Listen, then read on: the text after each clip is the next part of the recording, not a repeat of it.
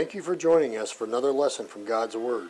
The Streetsboro Church of Christ is located at 1386 Russell Drive, Streetsboro, Ohio 44241.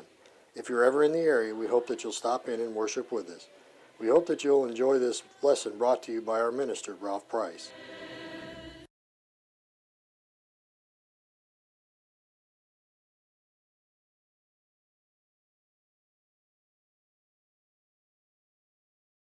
All right, good evening. Being the fourth Sunday night of the month, we're going to be doing our question and answers this evening. Appreciate those who have submitted the questions for us. So we're going to go ahead and get right into the questions this evening. The first question I have is, as Christians, should we leave our children in secular schools with all the non-Christian teachings they drill into our children? My first thought when I read that was that this person doesn't like me very much, asking that question. The reason I say that is because there are, I think, very strong opinions on both sides of this issue about whether or not a person should homeschool their child or send them to a religious school. It's a very personal decision. And please don't take anything that I say in my answer to this as saying that you have to do it in a certain way. If the question says, should we leave our children in secular schools? Well, if we're not going to leave them in secular schools, that leaves two choices. Either a religious-based school or homeschooling. And we know that, sometimes religious schools that we would approve of or consider faithful, they're not always available, or they're not always affordable for us to use. Now, homeschooling, on the other hand, it requires a great deal of commitment. One of the biggest commitments that you'll ever make, a decision that you'll ever make as a parent, that you're going to spend, numerous hours a day throughout the week, every day, for the 12 or 13 years that your child is of that age, to teach your child. It's a very big commitment. And not only that, usually when you make the decision to homeschool, that means you're going to be living on one income in the family, because usually one of the parents will do the schooling and the other will work. So there's a financial sacrifice that has to be made as well many times when the homeschooling road is chosen. Now, what should we do? Should we homeschool or leave them in secular school? I know faithful Christians who really fall on both sides of this argument. Some people that I really, really admire who have a different opinion than what I have. And so my answer to the question this evening is I'm going to give you a few arguments from both sides of this discussion, and you make your own decision. It's clear, if you know about me and my family, which path we chose. We chose to homeschool, and we did that for very particular reasons.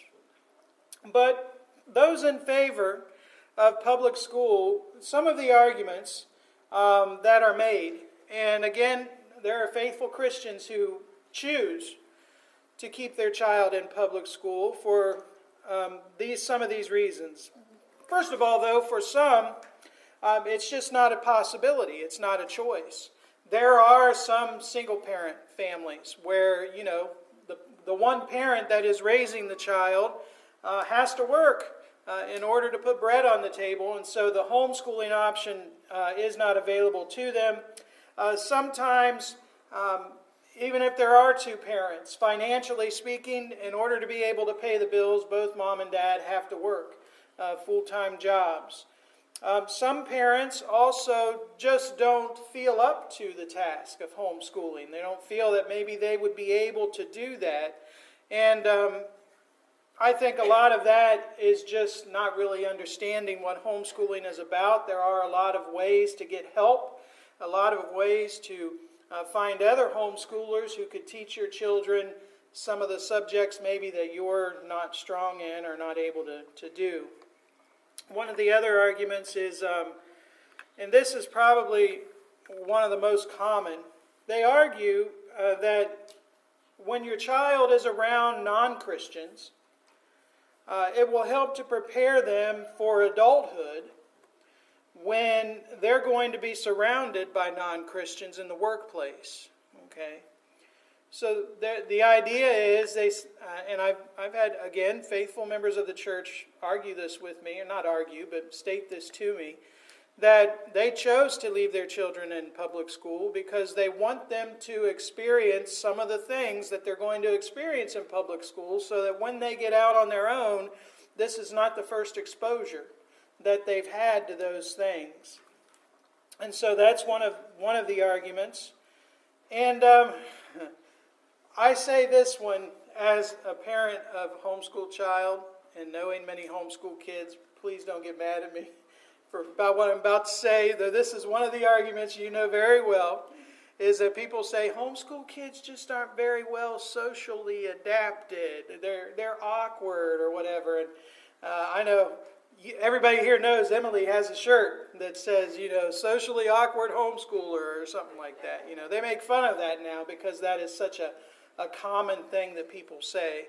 And my argument about that is when you look at the social standards of most of the kids in public schools, I'm not talking about your kids if they're in public schools, but most of their moral standards, I want my child to be a little bit awkward. I don't want them to inherit those social standards that exist among many in the public schools. So those are some of the arguments that people in favor of public school might put forth. Those who are in favor of homeschooling, they believe that they, as the parents, should be the chief ones to teach their child, not someone in the world who may or may not be a Christian. Ephesians 6 and verse 4, you fathers, do not provoke your children to wrath, but bring them up in the training and admonition of the Lord.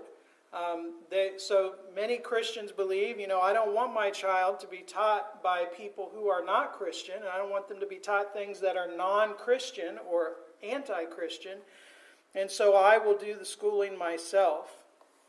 And they also would argue that argument about, I want them to experience certain things so that when they get out into the workplace, it's not the first exposure they've had.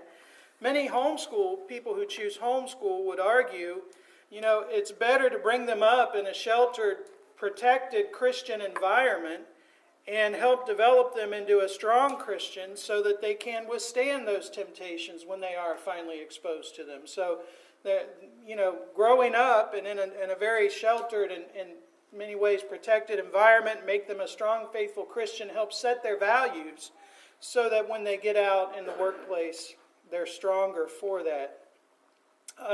In 2 Corinthians 6:14, the idea of not being unequally yoked together with unbelievers. What fellowship has righteousness with lawlessness? What communion has light with darkness?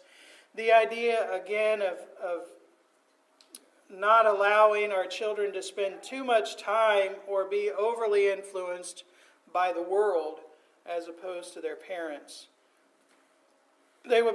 Homeschool parents would argue that many ungodly worldviews are taught in public school, and the pro-public school person might say, well, it's good that they're exposed to that.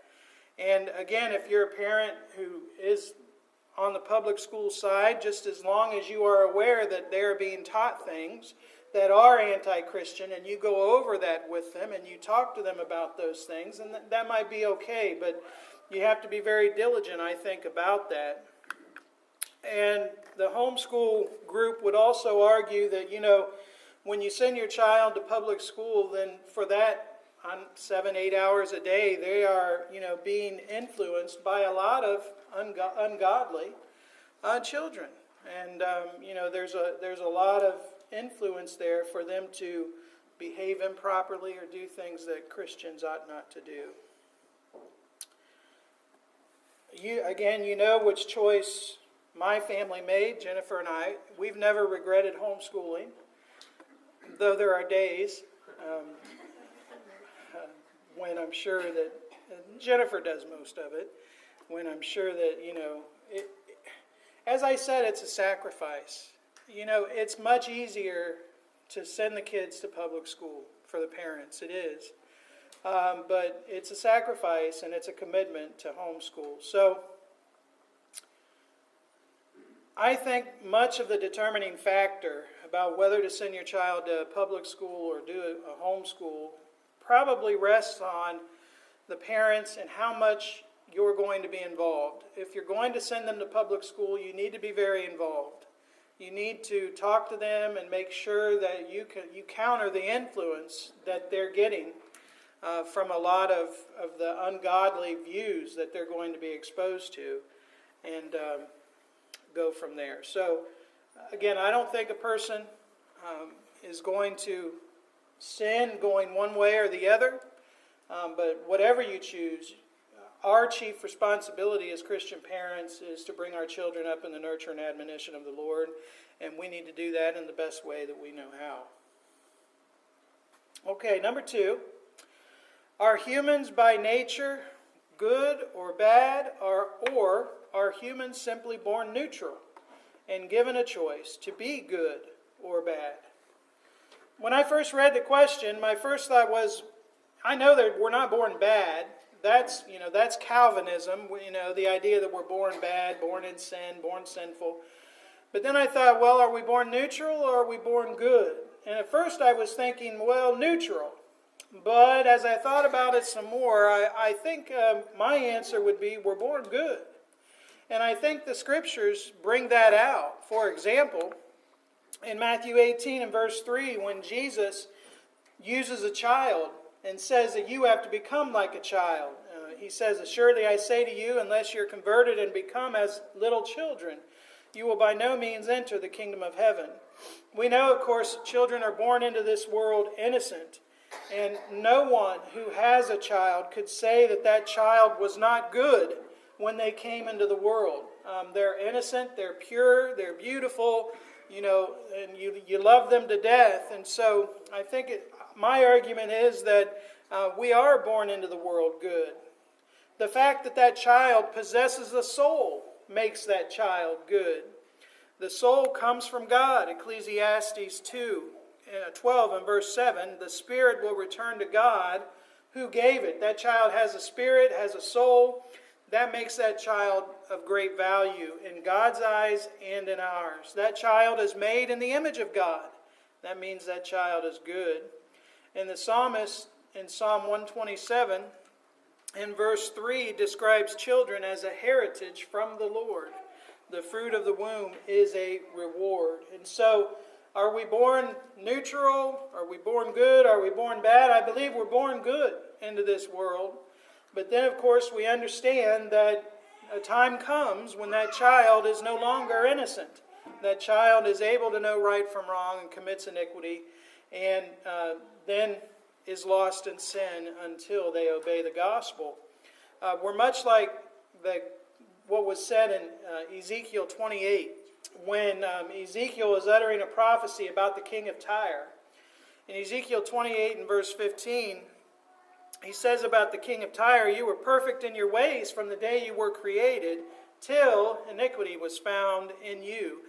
That describes us as well. We're perfect when we come into the world. We're sinless when we come into the world, and innocent until iniquity is found in us. And so my answer is we're born good, but everyone is given a choice, and everybody, we're told, will eventually choose sin and need redemption for that. Next question is to explain Romans 5:13. Explain Romans 5:13. So we're going to look at not just verse 13, but a few other verses, 12 through 14 actually, to catch a little bit of the context. And this isn't all of the context of this passage, but this is what we're going to read. Here Paul says, Therefore, just as through one man sin entered the world, and death through sin, and thus death spread to all men because all sinned. And this is the verse about the question. For until the law, sin was in the world, but sin is not imputed where there is no law. Nevertheless, death reigned from Adam to Moses, even over those who had not sinned according to the likeness of the transgression of Adam, who is a type of him who was to come. So again, the question comes back to verse 13. Until the law, sin was in the world. But then Paul says, but sin is not imputed where there is no law. So what point is Paul trying to make here? Basically what he's saying is that there has always, from the creation of the world, been a law under which man has to live. We divide it in our minds in the patriarchal system, the Mosaic system, the Christian system. Okay, but there has always been a law, because how do we know there's always been a law? Well, he says death reigned from Adam to Moses. So there has been sin all the way from Adam all the way to Moses. Now, the law of Moses came during the lifetime of Moses. So the fact that there was death before the law of Moses means that there was a law in force. And that sin, the fact that sin was imputed to people or laid to their account, it implies that they had a law by which they were to live. So he's saying that there was a law in place before the law that was given to Moses on Mount Sinai. And what is that law? Again, we talk about the patriarchal law, but Paul mentions a law in Romans 2:14 and 15, a law that is written on the heart. He says, the Gentiles who do not have the law, for when the Gentiles who do not have the law by nature do the things in the law, these, although not having the law, are a law to themselves, who show the work of the law written in their heart, their conscience also bearing witness, and between themselves their thoughts accusing or excusing them. So he talks about a law written on their heart and their conscience bearing witness. So I think that's the idea, the fact that, man has a sense of right and wrong. Okay, and we usually know if what we're doing is right or wrong.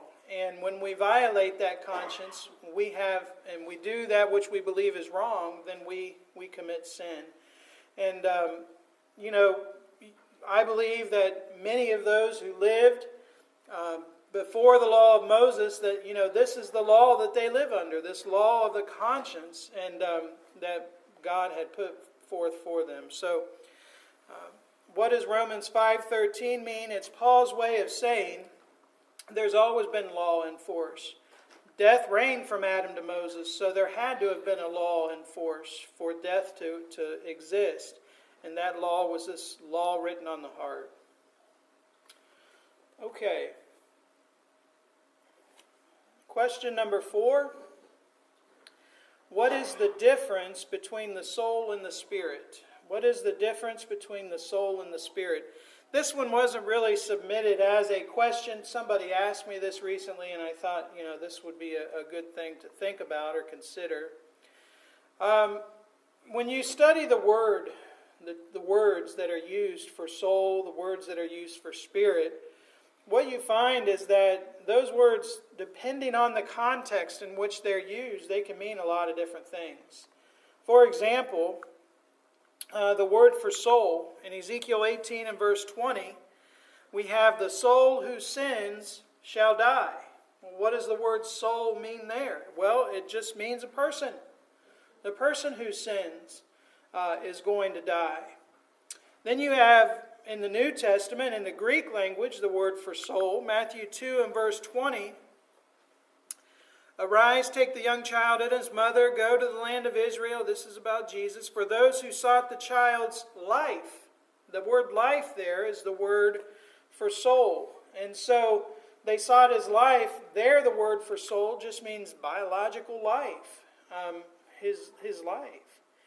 Sometimes the word soul is referring to our intellect or our emotions. Genesis 27:25, here we have Isaac, when he wants to have some of the food, some of the meat from Esau, he says, bring it near to me, I will eat of my son's game so that my soul may bless you. Well, what does he mean by soul there?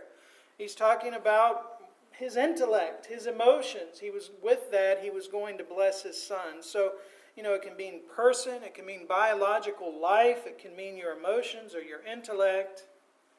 The word for spirit also has a wide variety of meanings. It can mean among other things, the air we breathe.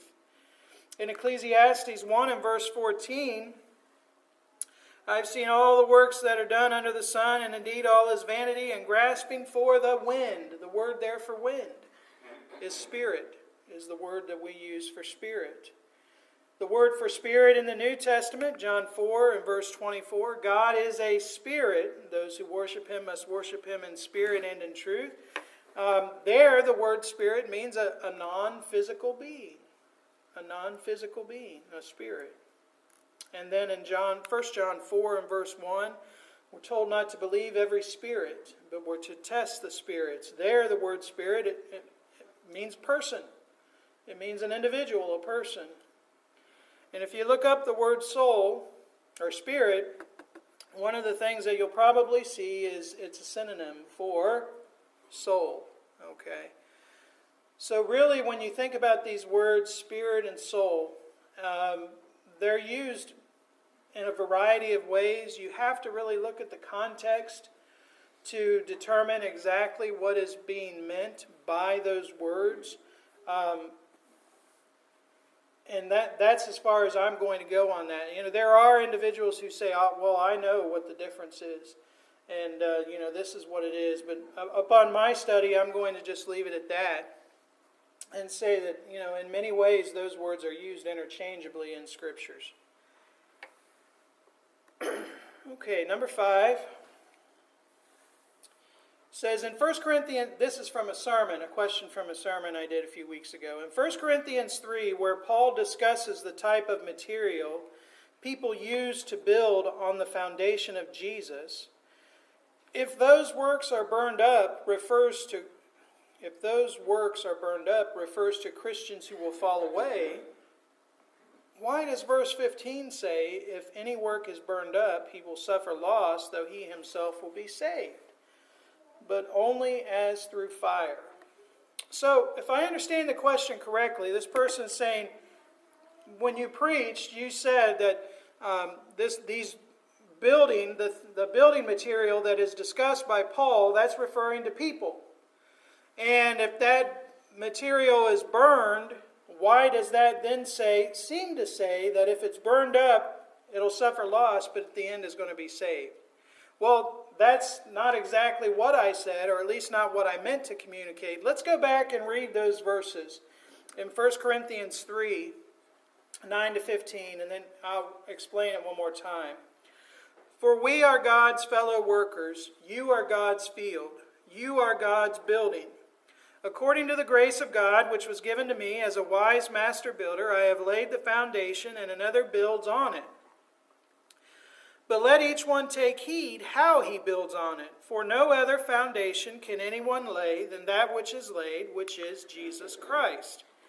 Now, if anyone builds on this foundation with gold, silver, precious stones, wood, hay, straw, each one's work will become clear, for the day will declare it, because it will be revealed by fire. And the fire will test each one's work and what sort it is. If anyone's work which he has built on it endures, he will receive a reward.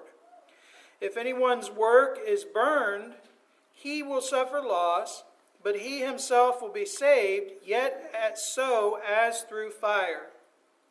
So, when we studied this, we said, these materials, it talks about gold, silver, precious stones. That's one category. Wood, hay, straw is another.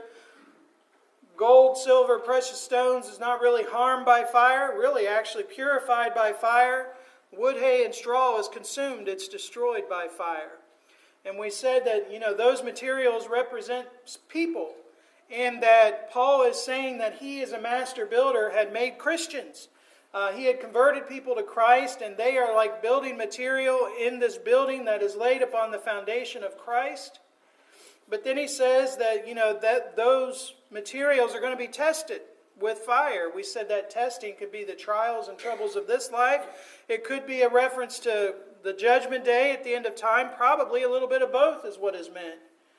But that some of those works are going to be burned up. Some are not. Now, he says, if the works that he's built endures, he will receive a reward, verse 14.